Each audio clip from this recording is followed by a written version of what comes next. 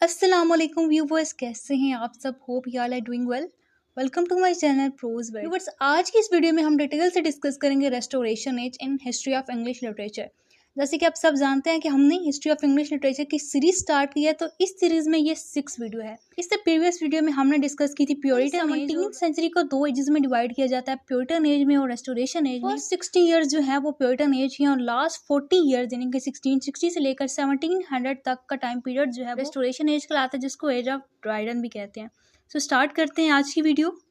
So first of all इसका historical background देखते हैं, रिस्टोरेशन ही क्यों कहा जाता है, why is it called the restoration. थोड़ा सा हम बैकग्राउंड देख लेते हैं जो कि हमने प्रीवियस वीडियो में डिस्कस किया। इसमें क्या हुआ था कि रिस्टोरेशन एज से पहले मोनार्की खत्म हो चुकी थी। चार्ल्स वन की डेथ हो गई थी, चार्ल्स वन को एग्जीक्यूट कर दिया गया। 1649 the English Charles one was killed and England became a puritan very strict and religious country under the Oliver Cromwell. तो 1649 में चार्ल्स की डेथ हो गई थी, जो इंग्लिश सिविल वॉर हुई थी उसमें लोग जो है प्योरिटन जो है वो बहुत ही ज़्यादा स्ट्रिक्ट हो गए थे और वो ज़्यादा रिलीजन को इम्प्लीमेंट करना चाहते थे और मोनार्की बिल्कुल ख़त्म हो गई थी कुछ साल के लिए। और इन 11 साल के लिए मोनार्की ख़त्म हो गई थी। उसमें एक प्योरिटन लीडर था जिसका नाम था ओलिवर क्रोमवेल। ठीक है, इसने ये सारा कुछ संभाला। उस time people had to live a very serious strict life, fun, arts and theatre, everything was ban. लोगों को एक बहुत ही सीरियस लाइफ गुजारनी पड़ी, बहुत ज़्यादा स्ट्रिक्ट रूल थे। ये क्रोमवेल जो कहता था कि ये आर्ट और लिटरेचर जो है ये बैन हो जाने चाहिए। इसने थिएटर्स बंद करवा दिए थे। वो ये कहता था कि ये इनअप्रोप्रिएट है और ये सिनफुल है। उसके बाद जो क्रोमवेल की डेथ हो गई, और जब क्रोमवेल की डेथ हो गई तो उसका सन जो है वो कंट्री को कंट्रोल नहीं कर सका। 1660 में मोनार्की जो है वो रिस्टोर हो गई।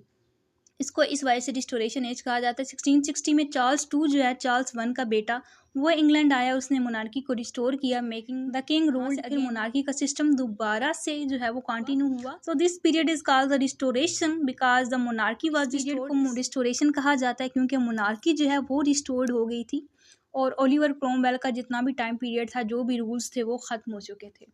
सो व्यूवर्स, नाउ डिस्कस कि what was the society during the restoration time period में सोसाइटी कैसी थी। हमने देखा कि प्योरिटन में तो बहुत ही ज़्यादा स्ट्रिक्ट सोसाइटी थी, कोई फन नहीं था, कोई फ्रीडम नहीं थी।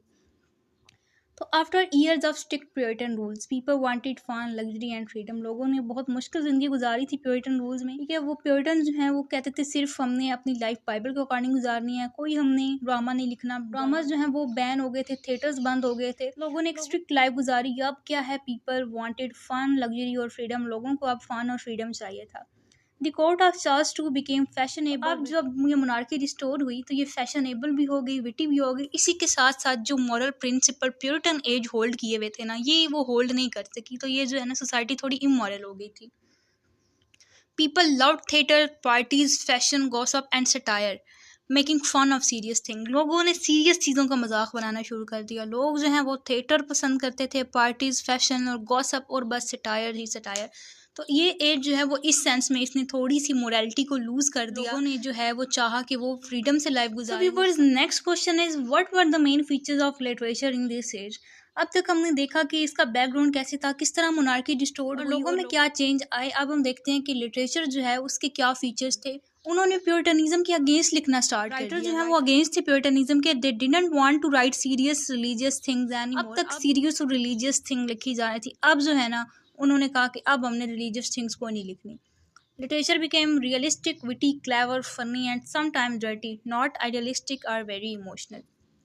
तो जो है ना लिटरेचर ये रियलिस्टिक हो गया, रिलीजन से हट गया था, क्लेवर हो गया, विटी हो गया और फनी हो गया। इसमें बहुत ज़्यादा सटायर यूज़ होते थे। लिटरेचर जो है वो बिल्कुल रिस्टोरेशन एज में चेंज हो गया। Writers copied French style, focused on order, balance. Writers ने यहाँ पे दोबारा फ्रेंच स्टाइल को कॉपी किया। देखा कि मिडिवल टाइम पीरियड था, उस टाइम जो है वो इटालियन और फ्रेंच मॉडल को कॉपी किया जाता था, इमिटेट किया जाता था। यहाँ पर रिस्टोरेशन एज में अगेन राइटर ने फ्रेंच स्टाइल को कॉपी किया।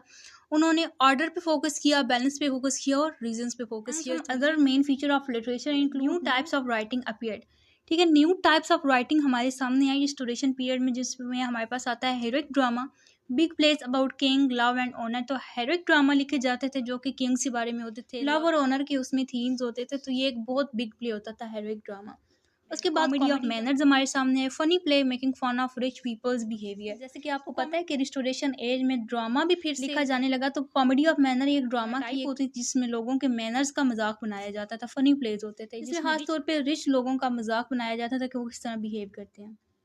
Satire, poetry and prose mocking politics and bad behaviour. Satire जो है उसका एक ट्रेंड आ गया। राइटर जो है वो सटायर करते थे यूजिंग पोइट्री एंड प्रोज, को क्रिटिसाइज करते थे या मॉक करते थे। वो चीज़ें होती थी पॉलिटिक्स और बैड बिहेवियर। पॉलिटिक्स पे बहुत ज़्यादा सटायर किया गया था और लोगों के बैड बिहेवियर पे। सो व्यूअर्स, ये थे कुछ लिटरेचर के फीचर्स। ऐसा लिटरेचर जो कि रिस्टोरेशन एज में लिखा जाता था, उसके ये सारे फीचर्स होते थे। सो हमने ये तो देख लिया कि लिटरेचर के क्या फीचर्स थे, लेकिन ड्रामा के साथ क्या हुआ, ड्रामा और थिएटर के साथ क्या हुआ, वो हम अभी डिस्कस करते हैं। Theatres were reopened after 18 years of closure. 18 साल बंद रहने के बाद थिएटर दोबारा से ओपन हुए। For the first time women were allowed to act on stage. Restoration age में पहली बार वुमेन को अलाउ किया गया कि वो भी स्टेज पे एक्ट कर सकती हैं, वो भी प्लेज को परफॉर्म कर सकती हैं। कॉमेडी ऑफ मैनर बहुत ज़्यादा पॉपुलर हो गया। अभी हमने डिस्कस किया कि ये प्ले की टाइप होती है जिसमें मॉक किया जाता है, क्रिटिसाइज किया जाता है अमीर लोगों के behaviour. Plays showed clever conversation, love affair, jealousies and scandals of upper class society. Main target जो था इन प्लेस का, कॉमेडी ऑफ मैनर्स का, वो अपर क्लास सोसाइटीज होती थी। They were full of wit, smart jokes. तो प्लेस में ना बहुत ज़्यादा विट यूज़ होती थी, जोक्स यूज़ होते थे। हमने देखा कि प्यूरिटन एज में बिल्कुल ही जोक्स बंद हो गए थे, बहुत सीरियस राइटिंग होती थी। लेकिन रिस्टोरेशन एज में राइटिंग की सीरियसनेस बिल्कुल खत्म हो चुकी थी और बहुत ज़्यादा जोक, विट, सटायर से जो है लिटरेचर वो भर गया था। एग्जाम्पल में है the way of the world. इसके अलावा क्या हुआ कि हीरोइक ट्रेजेडीज लिखी जाती थी, big serious play about great heroes, love and battles. तो हीरोइक ट्रेजेडीज बहुत ज़्यादा फेमस हो गई थी ये ड्रामा। सब्जेक्ट मैटर जो था वो हीरोज होते थे, लव और बैटल्स होती। इसकी एग्जांपल में इंक्लूड है all for love bye John Dryden. ठीक है, ये जॉन ड्राइडन का बहुत ज़्यादा फेमस वर्क है और आपको पता है कि रिस्टोरेशन एज को एज ऑफ ड्राइडन भी कहते हैं। ड्राइडन जो था वो मोस्ट फेमस राइटर था of the restoration age. So viewers, अब तक हमने प्यूरिटन एज का बैकग्राउंड देखा, इंपॉर्टेंट फीचर्स देखे, लिटरेचर के फीचर्स देखे, देखा कि ड्रामा के साथ क्या हुआ, लोगों में क्या चेंजिंग आई। अब देखते हैं कि पोइट्री और प्रोज के साथ क्या हुआ। सबसे पहले डिस्कस करते हैं पोइट्री में क्या हुआ। Poetry was often satirical, it made fun of politics and society. तो पोइट्री जो थी वो सैटिरिकल लिखी जाती थी, जिसमें पॉलिटिक्स और सोसाइटी का मजाक बनाया जाता था, सोसाइटी को क्रिटिसाइज किया जाता था। John Dryden was the most important poet, he wrote in heroic couplets pair of rhyming lines. तो जॉन ड्राइडन जो थे वो सबसे फेमस पोइट थे और वो हेरोइक कपलेट में लिखते थे कि दो लाइन्स में जिनकी राइमिंग स्कीम आपस में मैच करती। ज़्यादातर जॉन ड्राइडन की पोइम्स जो थी वो सोसाइटी का मजाक ही बनाती थी और पॉलिटिक्स और सोसाइटी पे क्रिटिसाइज करती थी। यहाँ पे मैंने दो पोइम्स को इंक्लूड किया, एक पॉलिटिकल सटायर है और दूसरा जो है वो बैड पोइट पे अटैक है। And we was now discuss कि प्रोज के साथ क्या हुआ। रिस्टोरेशन एज में प्रोज क्या था, तो प्रोज राइटिंग इम्प्रूव्ड हुई, it became more clear and simple. Prose में जो है वो बहुत ज़्यादा अच्छी चेंजिंग आई, प्रोज जो है वो ज़्यादा क्लियर हो गए और ज़्यादा सिंपल हो गए।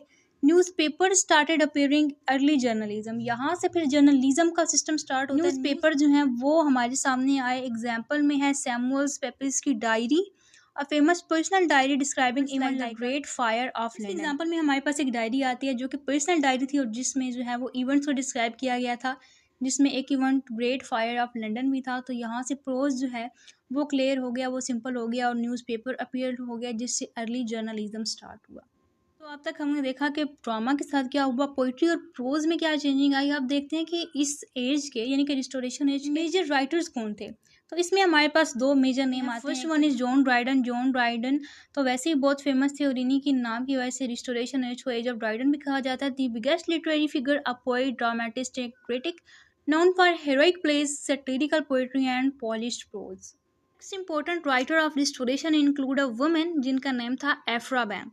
एफ्रा ban was the first woman in England to earn a living by writing। ये फर्स्ट वुमन थी इंग्लैंड से अपनी लाइफ अर्न की। इन्होंने क्या किया, wrote plays, poems and the earning novel, poetry की, प्लेज लिखी, नॉवल लिखे।